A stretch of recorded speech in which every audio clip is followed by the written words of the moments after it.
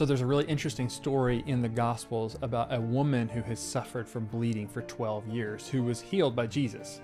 And in the story, she reasons, if only I can reach out and touch his garments, then I will be made well. And when Jesus learns of this, he tells her, your faith has healed you. So what did the woman have faith in? But why did this bleeding woman want to touch Jesus' clothes? Well, let's read, and then we'll investigate.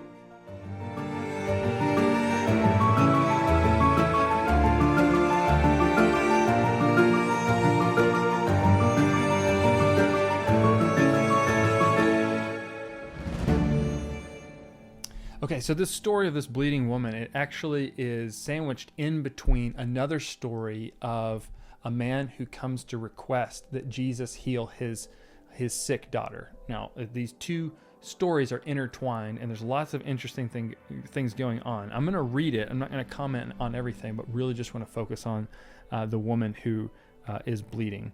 And we can revisit the story later if we want to. So this comes from Mark chapter 5, picking up in verse 21, and we're going to read all the way to 43 and then talk about it. So verse 21. And when Jesus had crossed again in the boat to the other side, a great crowd gathered about him, and he was beside the sea.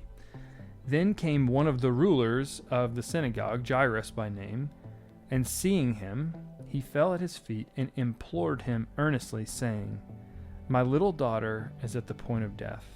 Come and lay your hands on her, so that she may be well and live. And he went with him. And a great crowd followed him and thronged about him. And there was a woman who had a discharge of blood for 12 years, and who had suffered much under many physicians, and had spent all that she had, and was no better, but rather grew worse. She had heard the reports about Jesus, and came up behind him in the crowd, and touched his garment. For she said, if I touch even his garments, I will be made well. And immediately the flow of blood dried up, and she felt in her body that she was healed of her disease.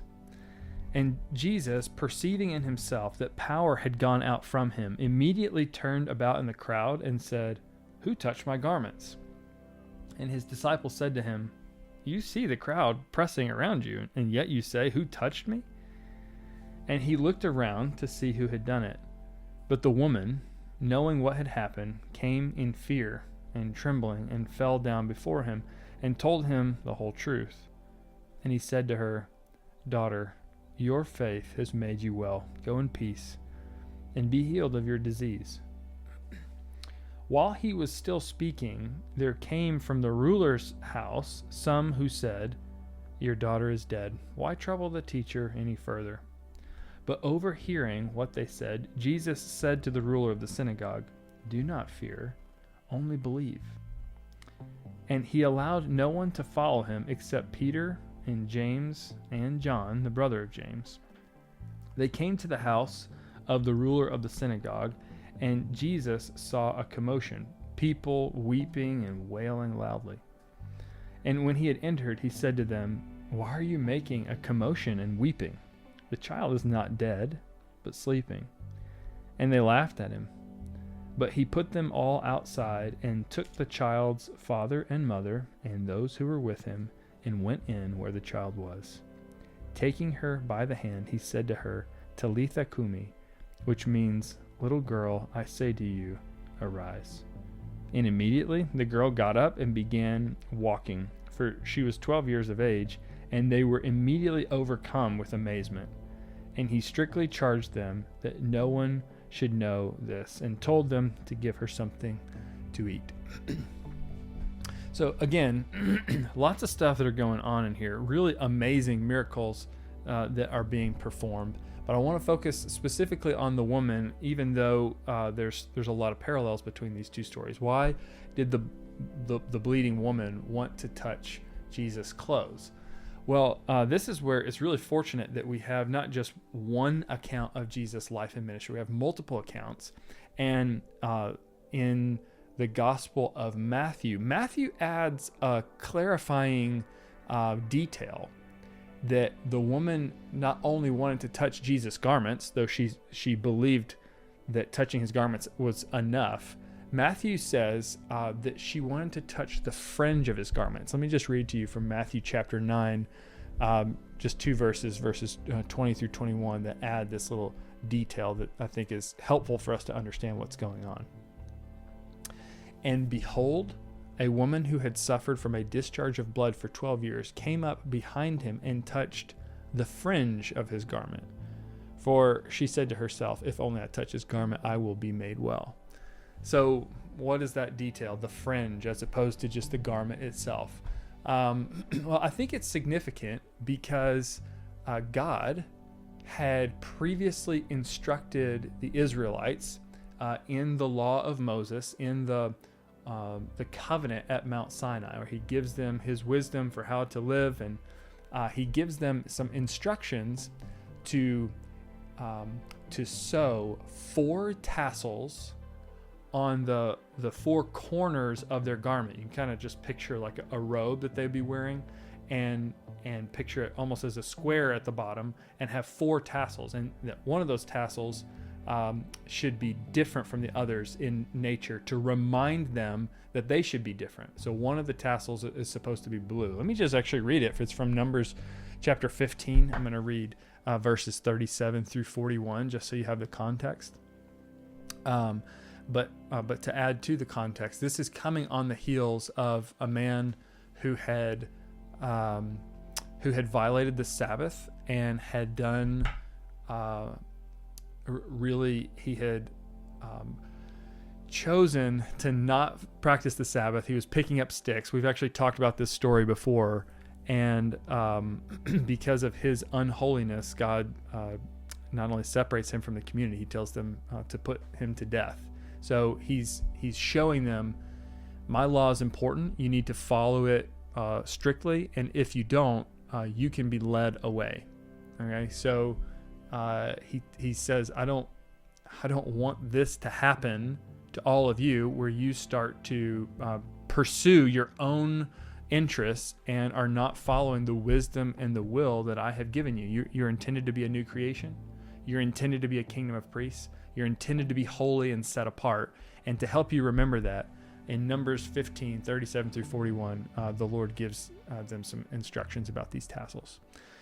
So the Lord said to Moses, speak to the people of Israel and tell them to make tassels on the corners of their garments throughout their generations, and to put a cord of blue on the tassel of each corner. And it shall be a tassel for you to look at and remember all the commandments of the Lord, to do them, not to follow after your own heart and your own eyes, which you are inclined to whore after. So you shall remember and do all of my commandments, and be holy to your God. I am the Lord your God, who brought you out of the land of Egypt to be your God. I am the Lord your God. So the instruction is, after Israel has failed a couple times, and more specifically, this man has failed. He's been unholy in the sight of God and the people. He said, no, remember, I've called you to be holy. I've called you to be different. I have set you apart from all of the other peoples of the earth. So I want you to have these tassels on there. And so you can picture like multiple little fringes, like the edge of a rug or something, multiple little fringes that are hanging down, like white fringes, and one of them is blue. And when you look at this blue tassel, you remember, I have set you apart. You are different from all of these others. I'm desiring for you to be holy, and the way that you're holy is I make you holy. God makes people holy, and he gives them his will and his wisdom through the law to do that. So now you kind of put that back into the context of this woman. She's reaching out to touch the fringe of his garment. She's reaching out to touch his tassels. I'm not going to read it, but there's another really interesting story about the tassels in the Hebrew Bible. It comes from 1 Samuel chapter 24. And this is when King Saul, the first king of Israel, has been unholy. So much so that God has already declared that he will no longer serve as king. He has anointed a new king, the young King David. You may be familiar with the story of David and Goliath. And when Saul learns that he is no longer going to be king and that God is going to lift up David to become the king, Saul tries to kill David on multiple occasions. And there's an opportunity in 1 Samuel chapter 24. Again, I'm not going to read it, but you should go read it. There's an opportunity for David, who is being chased by Saul, to actually go and kill Saul and be free of him pursuing David. But instead of killing him, David goes and he cuts off one of the corners of his robe. He's literally cutting off one of the tassels. And he holds it up and he shows Saul what he's done. He said, listen, I could have killed you, but I didn't. Instead, I cut off the corner of your robe. I cut off one of your tassels because you have been unholy.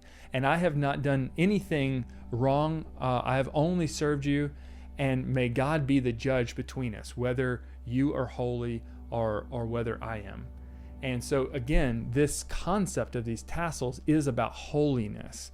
And so this woman, she's reaching out and she's wanting to touch the fringe of his garment. She's wanting to touch his tassels. Why does she want to do that? And it's because there is a prophecy about when the Messiah comes. It's in the book of Malachi. And it's kind of obscure. It's not one of those like major prophecies of like Jeremiah or Isaiah or one of those. It's kind of a little bit of an obscure one, but it's a very beautiful image. Again, it comes from Malachi chapter 4, verse 2. And it's about ushering in the Messianic age when the Messiah is going to come. And there's going to be justice for those, justice and judgment upon those who have harmed God's people. And yet there is going to be justice and victory for those who have served God. So verse 2 says, "But for you who fear my name, the Son of Righteousness shall rise with healing in its wings."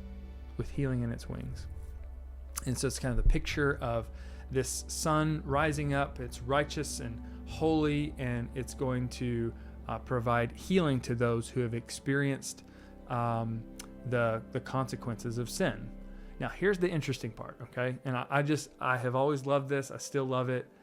I don't know what picture you get in your mind with that phrase, healing in its wings. Maybe you get the image of like a bird, or an angel that we might think of with wings, and how a mother hen might wrap her feathers and wings around eggs to keep them warm. Maybe I think that's kind of an interesting image. Some translations of the Bible don't use the term wings. It says rays. So as the sun is rising, there's sunbeams, there's sun rays coming down, and there's going to be healing in that. And I think that's a beautiful imagery as well. But what's so fascinating to me is that the word for wings, the Hebrew word for wings is kanaf, K-A-N-A-P-H, kanaf. And it's the exact same word that is used to describe that God uses to describe the corners of the garment where the tassels are to be sewn. So the word that is often translated as wings actually means corners. So now think about that. The Son of Righteousness is going to rise with healing in its corners, healing in his wings, healing in his tassels. Do you see the connection? It's the same word. And I just think that's amazing. And I think it is more true to the first century Jewish context that the Son of Righteousness is going to rise with healing in its corners, healing in his tassels. So regardless, the woman believes that Jesus is the Messiah. She is reaching out to touch that part of his garment that is intended to be holy. He is the Messiah. He is the King. He is the holy King. She believes that. And unlike when a disease, if a person with a disease would have touched someone else, and that bacteria or that illness or that contagion was to transfer from the person who is sick to the person who is healthy and cause an unclean transfer.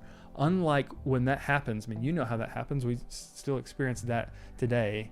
With Jesus, it's different. Rather than her uncleanness passing to him, his holiness and his cleanness passes to her because of her faith that he is the Holy King. So I love this so much, and I want you to understand that this story and the story around it about this young girl who has died, they're intertwined. There's a lot going on here, but not only are they actual stories that happen, not only is it history, but I think what Mark and even Matthew and those who have included this story in here is to think about it not only in physical terms, because of Jesus' physical power, but to think about it in metaphorical terms. Like the bleeding, the dying, they are metaphors for sin, the uncleanness.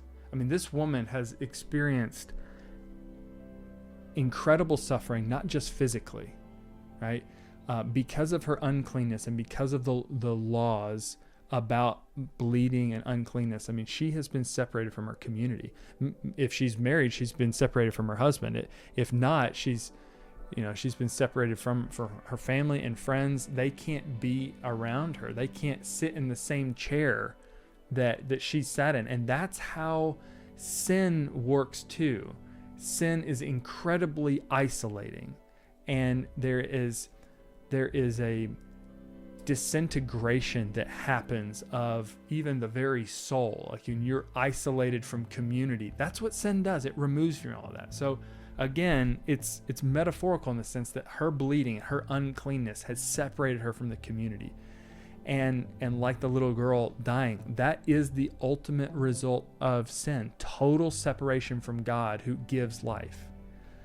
And yet Jesus, who lived the life that we should have lived, right? Jesus was bled out so that we could live. Jesus bled out like the woman bled.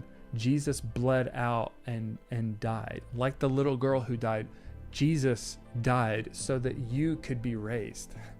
And he is your substitute. He was holy and lived the life that we should have lived. And yet he was willing to take the blame all on himself, to be your substitute, to be my substitute, to take the blame for all of our sin upon himself and die the death that we deserve to die. And man, I love this story so much, and I love the woman's faith. And if you believe too, he will heal you. He will forgive your sin, and you will have the hope of being raised to life after this one. And if you'd like to talk more about that, man, I would love to do that. You can go to investigatejesus.com. There you can click on a tab that says free call and set up a little call. I would be honored to talk with you more about Jesus. But until then, I will see you in the next episode.